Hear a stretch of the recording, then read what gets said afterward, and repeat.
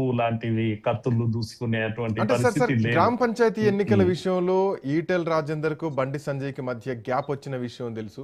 So Bandi Sanjay తన వర్గీయులకే అవకాశాలు ఇస్తున్నారు, టికెట్ పదవిలోకి పోటీ చేయనిస్తున్నారు, ఈటెల వర్గానికి అన్యాయం జరుగుతుంది. ఈటెల వర్గం మొత్తం కూడా షామీర్పేటలో ఉన్నటువంటి ఈటెల నివాసానికి వచ్చి ఒక పెద్ద ధర్నానే చేయడం జరిగింది, పార్టీ కండువాలు లేకుండా. సో ఆ ఎపిసోడ్ మాత్రం ఖచ్చితంగా వీళ్ళిద్దరి మధ్య వైరుధ్యం ఉందనడానికి ఒక నిదర్శనం కదా.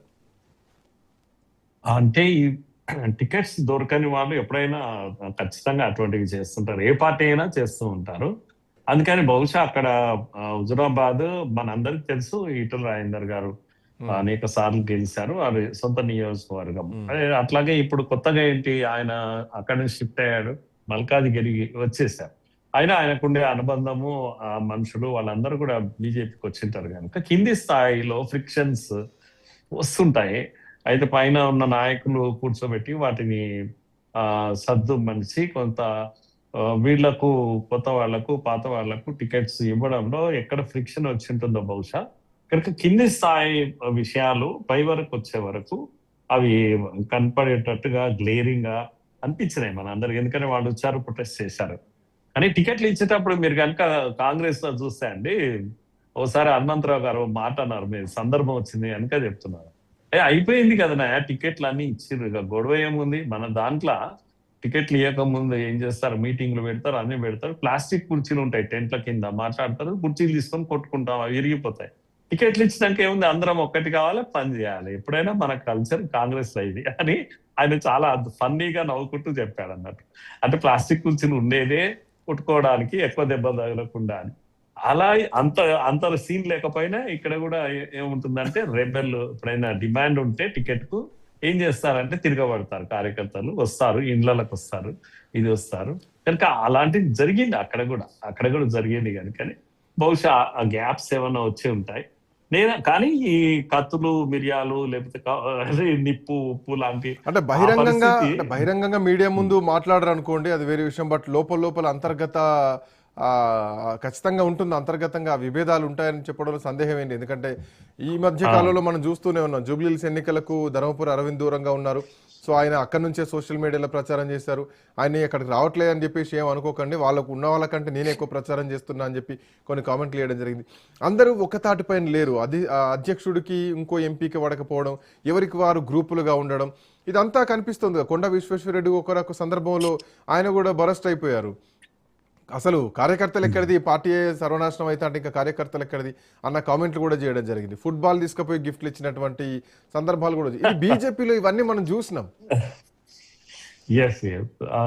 ఉండొచ్చు ఇవన్నీ, అంటే యాంగ్విష్ ని ఎక్స్ప్రెస్ చేసే విధానం, అది ఫుట్బాల్ ఇచ్చినా ఇంకేమి ఇచ్చినా కూడా తమ యాంగర్ ను అలా వ్యక్తం చేశారు. ఎట్లయితే కాంగ్రెస్ క్యాంపులో కుర్చీలు, ప్లాస్టిక్ కుర్చీలతో కొట్టుకుంటారో అదంతా ఏంటి, ఆ కుర్చీలతో కొట్టుకోవడం అంటే యాంగర్ అని. యాంగర్ ను బహిరంగంగా చెప్పడం, కాస్త అంచి వేసుకొని ఏదో పద్ధతిలో చెప్పడం లాంటివి ఇప్పుడు సోషల్ మీడియాలో కూడా అసంతృప్తిని వ్యక్తం చేయడం, ఇలాంటివి జరిగాయి. నేను కూడా ఒప్పుకుంటున్నాను, జరుగుతున్నాయి కూడా, ఇప్పటికి కూడా జరుగుతున్నాయి.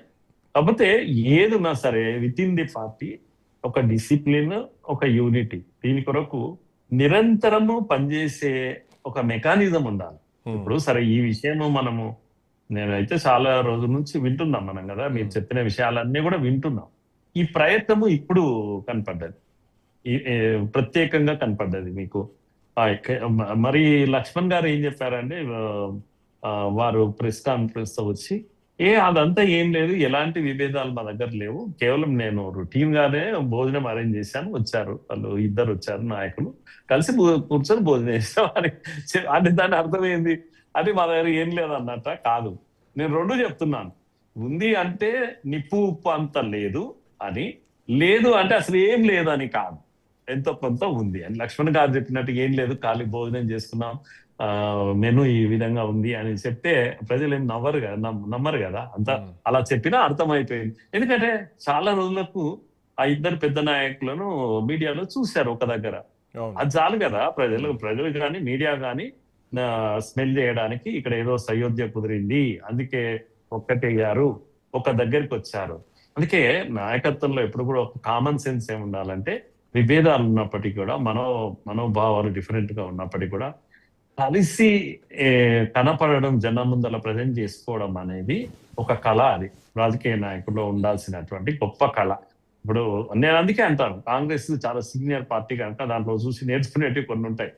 వాళ్ళు కత్తులు చూసుకునే అంత కక్షలు ఉన్నప్పటికీ కూడా ఏం చేస్తారు, వేదికపై ఎక్కి రెండు చేతులు గట్టిగా పట్టుకొని ఒక పెద్ద పోజ్ ఇస్తారు.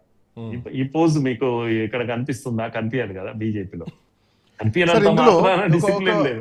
ఒక కామెంట్ కూడా గుర్తొస్తుంది, అధ్యక్షుడికి మిగతా నాయకులకు పొసగడం లేదా, అధ్యక్షుడిని మిగతా నాయకులు యాక్సెప్ట్ చేయలేనటువంటి పరిస్థితుల్లో ఉన్నారా? తో పాటు దీనికి ఇంకొక అడుగు ముందేసి ఇంకో కామెంట్ గతంలో పార్టీలో ఉన్నప్పుడు ఏమన్నారంటే, రాజాసింగ్ ఏమన్నారంటే, లోకల్ అంటే రాష్ట్ర నాయకత్వం ఒకవేళ సిఫార్సు చేసినటువంటి వ్యక్తిని అధ్యక్షుడిగా ఎన్నుకుంటే రబ్బర్ స్టాంప్ అవుతారు, కేంద్ర నాయకత్వం